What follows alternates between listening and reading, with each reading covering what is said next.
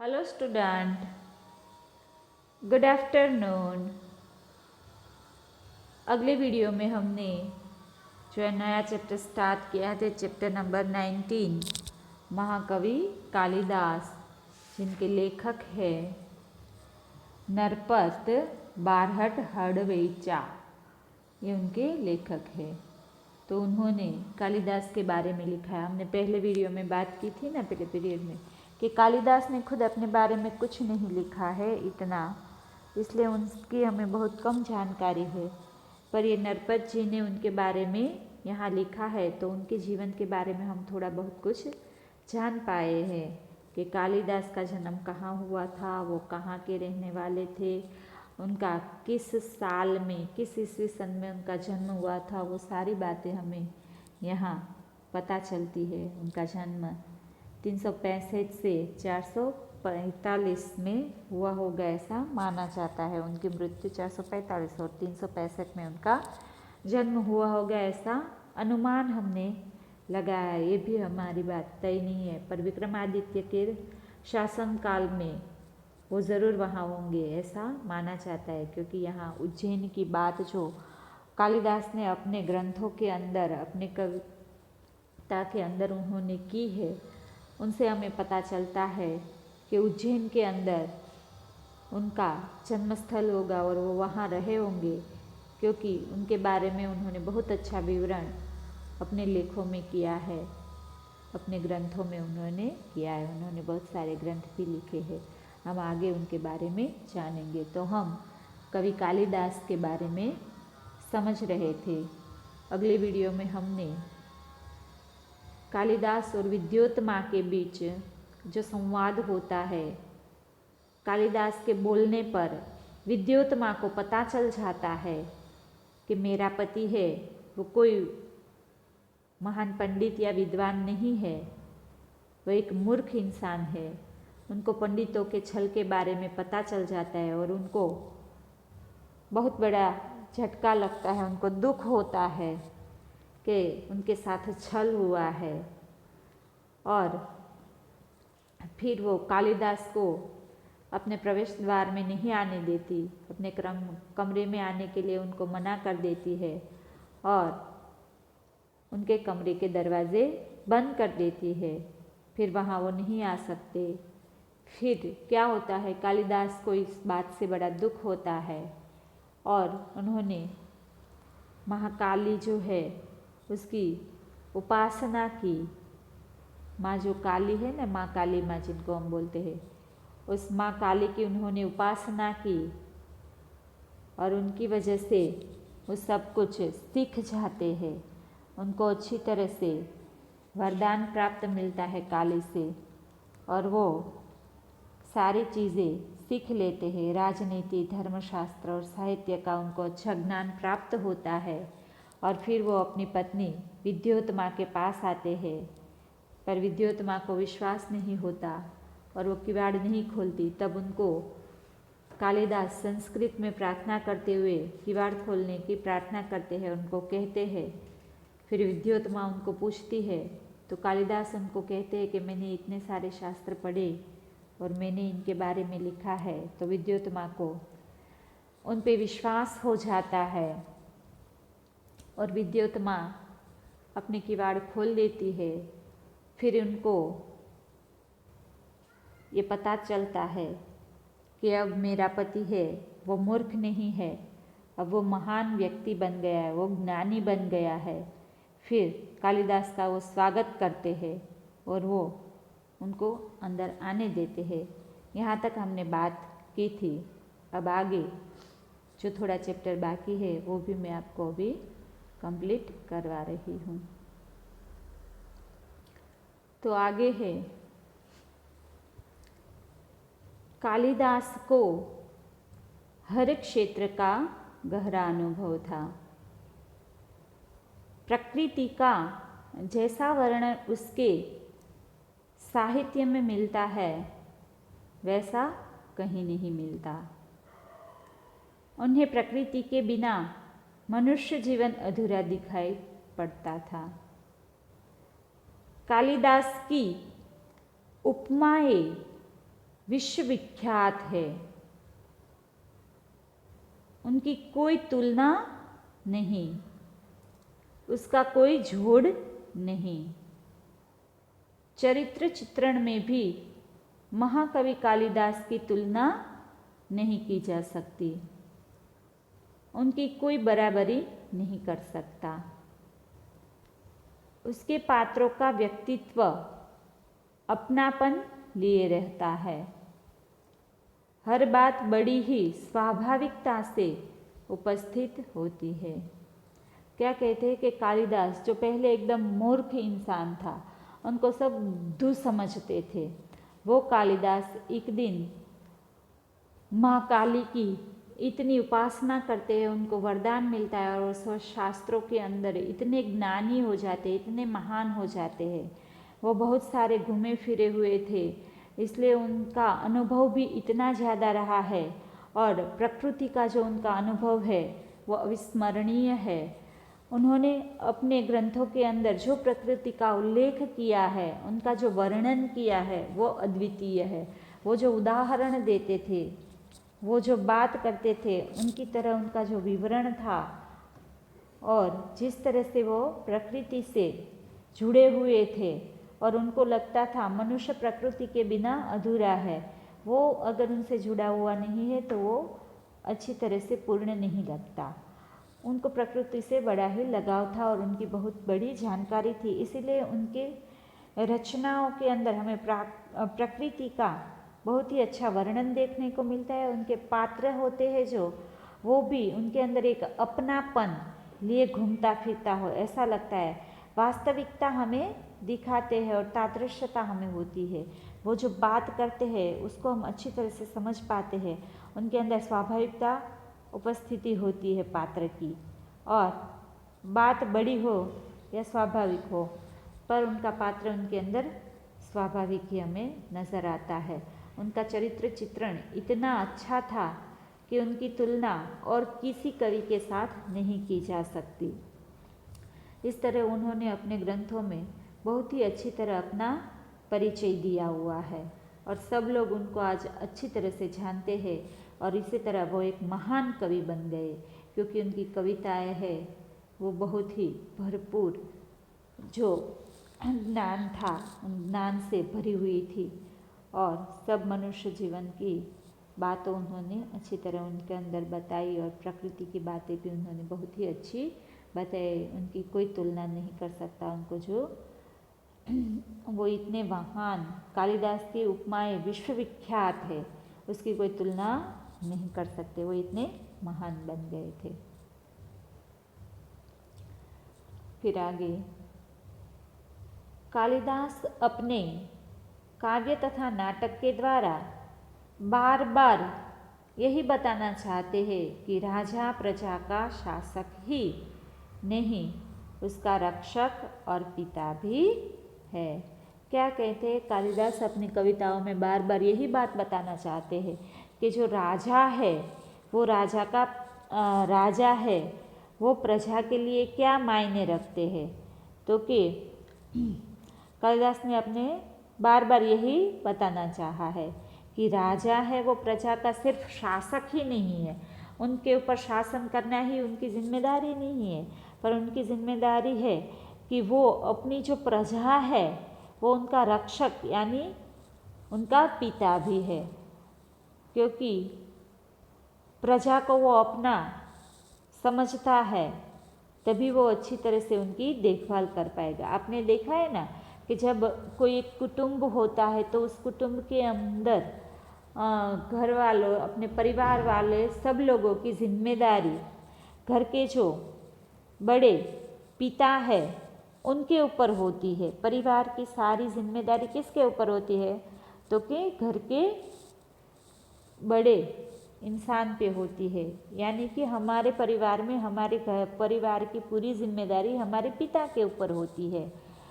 तो पिता है वो सब अपने परिवार वालों की जिम्मेदारी लेता है और उन सब का ख्याल रखता है, उन सब की चीज़ों का पूर्णतः ध्यान रखता है और उनको क्या चाहिए वो भी वो देखते हैं ना, जैसे परिवार में।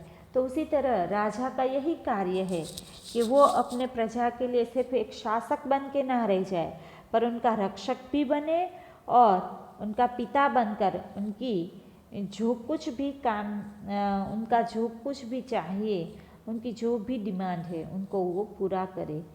इस तरह से वो पिता बन के उनकी रक्षा भी करे और उनका पिता भी बने, फिर सिर्फ एक शासक बन के ना रह जाए, ताकि कोई उसको परेशानी हो तो अपनी परेशानी वो अपने पिता को अच्छी तरह से, यानी कि अपने प्रजा जो है वो अपने राजा को अच्छी तरह से बता सके, ताकि सब सुखी चैन से रह सके, किसी को कोई दिक्कत ना हो, कोई परेशानी ना हो और कोई दुख ना हो राज्य के अंदर।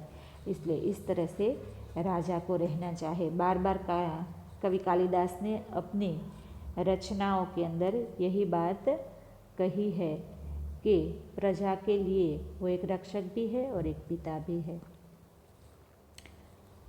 उन दिनों समाज में नारी का क्या स्थान था, इस बात का पता भी हमें कवि कालिदास की रचनाओं में मिलता है। समाज में नारी को सम्मान और श्रद्धा की दृष्टि से देखा जाता था और उसे नृत्य, संगीत, चित्रकला आदि की शिक्षा दी जाती थी।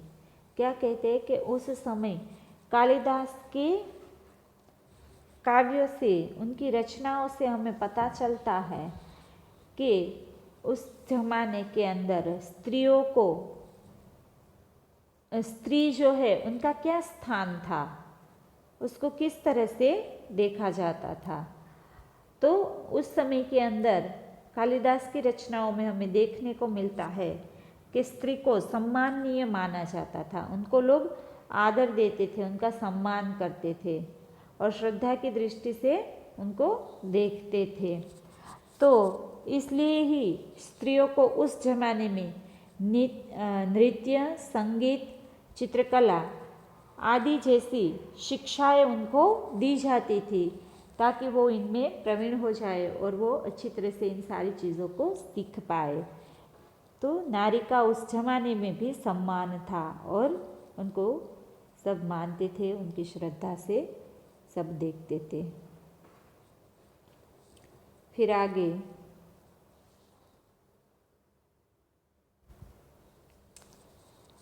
महाकवि कालिदास के 7 प्रमुख ग्रंथ हैं। उनमें से पहला ग्रंथ है ऋतुसंहार। यह एक उत्तम काव्य है। इसमें कालिदास ने अपनी सूक्ष्म दृष्टि का परिचय दिया है। ऋतुओं का तथा प्रकृति का जितना सुंदर चित्रण काव्य में है, उतना कालिदास के अन्य ग्रंथों में नहीं है। तो कि कालिदास है, उन्होंने जो ग्रंथ लिखे उन ग्रंथ के बारे में यहाँ बात की है। तो महाकवि कालिदास ने प्रमुख 7 ग्रंथ लिखे हैं, और भी ग्रंथ लिखे हैं, पर ये प्रमुख उनके ग्रंथ हैं। उनमें सबसे पहला है ऋतुसंहार, जिस ग्रंथ के अंदर उन्होंने ऋतुओं तथा प्रकृति का सुंदर वर्णन किया है, चित्रण उन्होंने किया है। हमारी जितनी ऋतु है और प्रकृति को तो आप जानते ही है कि क्या क्या प्रकृति है। कुदरत ने हमें बेशुमार सौंदर्य हमारे देश में दिया है। इतनी अच्छी तरह पहाड़ है, नदियाँ है, झरने हैं और ये वृक्ष आदि वगैरह, कितना हरियाली इतनी अच्छी लगती है। पहाड़, वृक्ष ये सब है, ये सब कुदरती है, जिनको नदी, सरोवर और जो हमारे यहाँ ऋतुएं होती है, तो इन ऋतुओं के बारे में भी उन्होंने इस ऋतु संहार में अच्छी तरह से उनका चित्रण किया है, अच्छी तरह से उनके बारे में हमें बताया है। आगे है जितना उन्होंने ऋतु संहार के अंदर प्रकृति का जितना सुंदर चित्रण काव्य में किया है, उतना कालिदास ने अन्य ग्रंथों में नहीं किया है। सबसे ज़्यादा ऋतु संहार के अंदर उन्होंने प्रकृति का चित्रण अच्छी तरह से किया है, उतना दूसरे और ग्रंथों में नहीं है। फिर आगे उन्होंने दूसरा ग्रंथ लिखा है मालविकाग्नि मित्र। कालिदास का दूसरा ग्रंथ और पहला नाटक है। ये नाटकीय रूप में ये ग्रंथ है। तो के उसमें 5 अंक और विदिशा के राजा अग्निमित्र तथा विदर्भ की राजकुमारी मालविका की प्रेम कथा है। जो तीसरा ग्रंथ है वो है विक्रमोर्वशीयम, कालिदास का दूसरा नाटक है। ये भी एक नाटक है। इसमें विदिशा के तो मालविका अग्निमित्र जो है उनमें विदिशा के राजा अग्निमित्र और विदर्भ की राजकुमारी मालविका की प्रणय कथा है। उन दोनों के बीच किस तरह से प्यार हुआ उनके बारे में उन्होंने अच्छी तरह से बात की हुई थी। फिर उनका जो तीसरा नाटक है उस नाटक के अंदर भी उन्होंने जो कालिदास का दूसरा नाटक है इसमें 5 अंक है तथा महाराज पुरूरवा और उर्वशी की प्रेम कथा का चित्रण किया है। पुरूरवा और उर्वशी का उन दोनों के बीच जो प्रेम था उनका यहाँ उन्होंने चित्रण किया है। कुमार संभव का काव्य है और इसमें शिव पार्वती के विवाह से लेकर कुमार कार्तिकेय के जन्म और उसके द्वारा तारकासुर के वध तक की कथा का वर्णन है। फिर है उनका मेघदूत। तो मेघदूत के अंदर कालिदास है। फिर का ग्रंथ है मेघदूत। उनके अंदर कालिदास का ये 5वां ग्रंथ है। यह भी एक खंड काव्य है और इसके शुरू में कालिदास ने बादलों को दूत बनाकर कुबेर की नगरी अलकापुरी तक का मार्ग बताया है। फिर है इसके उत्तरार्ध में अक्ष ने अपनी विरहिणी प्रिया को पहचानने के उपाय मेघ को बताया है और अपना संदेश दिया है। इस काव्य में वर्षाकाल और विरह का वर्णन खूब निरखा है। इसमें भारत के भूगोल की भी अच्छी जानकारी दी गई है। उनके बारे में भी उन्होंने अच्छी तरह से बात की है। फिर आगे है उनका रघुवंश एक महाकाव्य है। इसमें अंदर राम की बात हुई है। रघुवंश एक महाकाव्य है। कवि कालिदास ने रघुवंश की कथा कहने में पहले ही कह दिया है, कहाँ तो सूर्य से उत्पन्न हुआ यह वंश, कहाँ तो सूर्य से उत्पन्न हुआ यह वंश, कहाँ मोटी बुद्धि वाला मैं तिनकों से बनी छोटी सी नाव लेकर अपार समृद्धि को पार करने की बात सोच रहा हूँ। सूर्यवंश के दिलीप से लेकर कुश और अपने अनेक उत्तराधिकारियों तक की कथा रघुवंश में है। ये रघुवंश जो उनका कथा है, आपने तो रामायण सब लोगों ने देखी है, जिनके लेखक महाकवि कालिदास भी थे और तुलसीदास, दोनों ने रामायण लिखी है।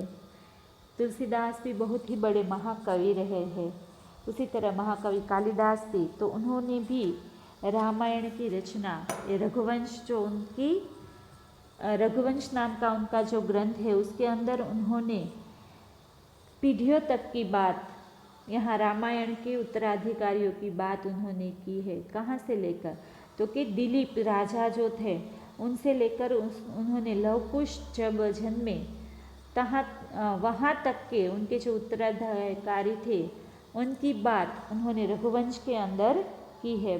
ये भी बहुत बड़ा ग्रंथ है। इनके अंदर भी बहुत कुछ जानने के लिए है और हमने रामायण तो देखी है, इसलिए बहुत कुछ जानते भी है कि रामायण के अंदर क्या आता है।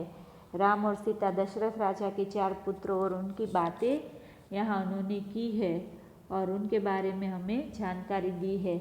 आपने रामायण में देखा है कि किस तरह से राम और सीता है वो वनवास जाते हैं और वहाँ उनको रावण के साथ लड़ना पड़ता है। रावण और राम के बीच लड़ाई होती है और फिर राम है वो 14 वर्ष का वनवास व्यतीत करके अयोध्या में वापस आते हैं। फिर उनके 2 पुत्र का जन्म होता है, लव और कुश, और फिर वो रघुवंश के राजा बनते हैं। उनका उत्तराधिकारी है वो कुश बनता है। इस तरह से उनकी सारी बातें हमें रघुवंश के अंदर देखने को मिलती है। ये भी उनका बहुत बड़ा ग्रंथ है, महाकाव्य है, बहुत बड़ा एक काव्य के रूप में उन्होंने लिखा है ये। फिर आगे है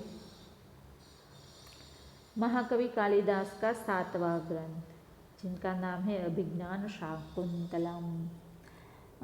महाकवि कालिदास का 7वां और सर्वोत्कृष्ट ग्रंथ है ये,